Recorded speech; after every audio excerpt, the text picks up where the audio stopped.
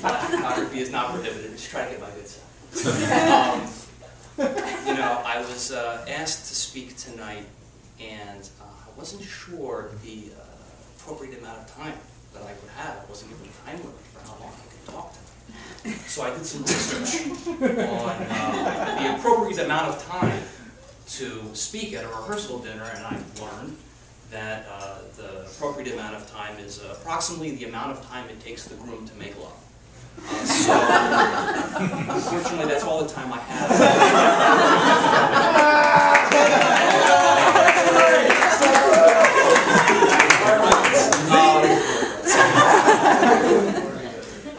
Greg and I, first of all, my name's Josh, and I've known Greg since I was in kindergarten, probably before that.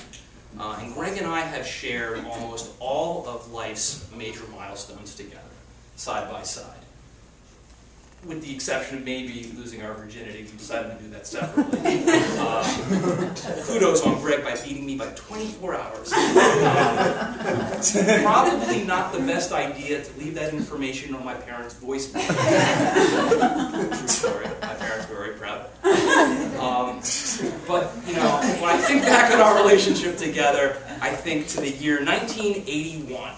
And, you know, I put on my Voltron backpack and headed off to preschool, and, you know, little did I know that that was going to be the day that I would meet a young boy who would end up being my closest friend. And I also met Greg that day.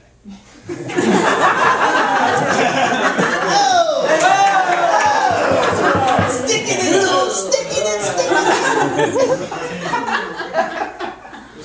That's good. But, you know, Greg and I went through middle school together. We went through high school together.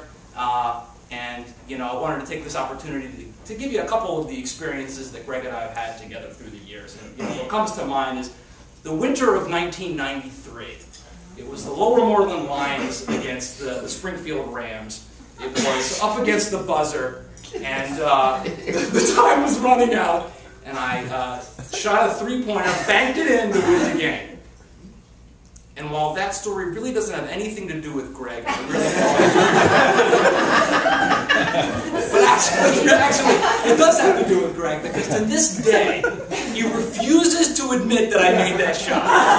Because we were fiercely competitive in high school, especially when it came to basketball. I won't say the coach's name. You were fiercely competitive. We both were. No, we both were. And I won't say the coach's name because I promised him I would never mention his name again. But very competitive. Which is kind of weird considering that neither of us were particularly that great, and we sat on the bench the whole time. It was kind of like a competition between like an elderly woman and a turtle. But for some reason in our minds, we thought that the closer we sat to the coach, the increased the chance we had to play. So as if being beaten consistently by 50 points or more wasn't embarrassing enough, I assure you that being seen playing musical chairs at halftime and whenever there was a timeout was pretty embarrassing. You know, we went on to college together, and while Greg went on to Ohio State, and I'll leave his escapades at Ohio State to other people, when we used to come home for winter break, we used to, you know, as being responsible kids and trying to make our way, we'd get winter jobs together, and we went to a temp agency. In fact, Greg and I worked at a dress tagging factory for a period of time, tagging dresses. But instead of actually tagging the dresses, we used to hide in the janitor's closet, and mind you, this was college, and we used to make army men out of what were they called? The paper clips, and fight each other. So we didn't last long there. And then we went back to the temp agency and said, you know what, we're college students. And, you know, we should be working in a secretarial pool. We shouldn't be doing factory work. I said, all right, we'll give you a chance. We lasted 1 day. We got separated at first and then fired for giggling incessantly like little schoolgirls. They're probably better suited for selling Girl Scout cookies. And then, you know, when we graduated college, there was a period of time, brief, where we were both single. And I like to call those the golden years of our single days.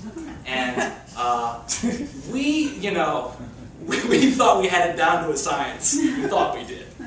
I was Gregg's wingman, and Gregg was mine. We were watching a lot of Top Gun at the time, and I remember this is. I'll give you the one thing I remember was it was the greenhouse, and we walked in, and Gregg had to go to the bathroom. So I said, all right, I'm looking pretty good tonight. Look around, found a cute girl, walked up with her, and I used the line that Gregg and I had decided was like the go-to line, which was, hi, tell me the craziest thing that's ever happened to you. And we talked for a little while, she wasn't feeling it, so I decided I went to the bathroom. Unbeknownst to me, Gregg comes out of the bathroom, spans the crowd, finds the same cute girl, walks up, uses the same line, and Gregg cannot figure out why this guy blows her off until later that night when we're comparing notes, finally figure out it was the same girl. I wish that I could tell you all of the fantastic adventures that Gregg and I had while we were single, but I had a list of like the top 5, and I presented them to the rehearsal dinner censor board, and Dara told me that I couldn't talk about any of them. But despite my wife's better judgment, I'm going to tell you why. It was about a year after Gregg and I were living together, and I had found a very attractive young woman to bring home to our apartment. And, I actually convinced her to stay the night. And she was in the bathroom, getting changed, getting prepared for exciting night ahead. Gregg comes into my room and says, Josh, I got a fantastic idea. While she's getting changed, I'm going to sneak underneath your covers. And when she comes in, I will jump out at her and scare the shit out of her. And I said to myself, Gregg, just might be. That's the idea. So Gregg comes in, and he comes on his leg like a rail underneath the bed right next to me. And this poor girl comes in. She's expecting a fantastic night. And she gets in, and she closes the door, and she's doing a striptease, and she's taking off her clothes. And I can feel Gregg underneath the covers like trying to hold in the tears of laughter.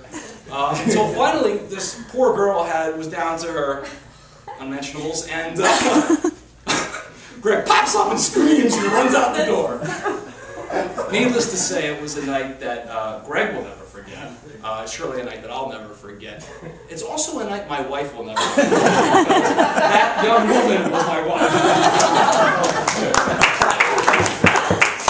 Thank you. True story.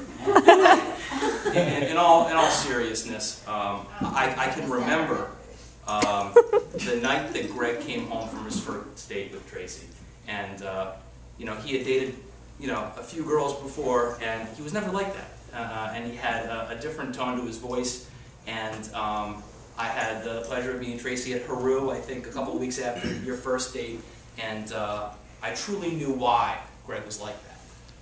Because you were very different than any other girl that he'd ever dated before, in a very, very good way.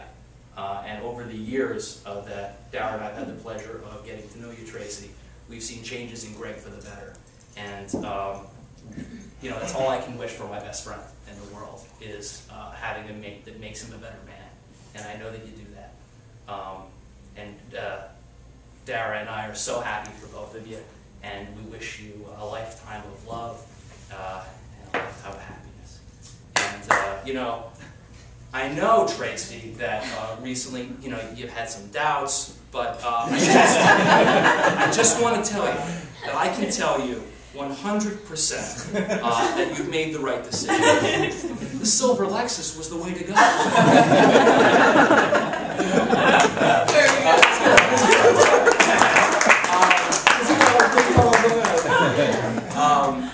Anyway, I just want to tell you how happy I am for both of you, and thank you so much for allowing us to be a part of this fantastic weekend.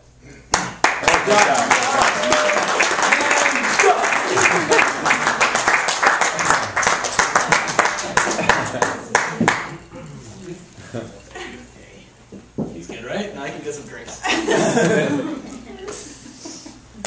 Well done, Josh. Well done. Well done. That's awesome.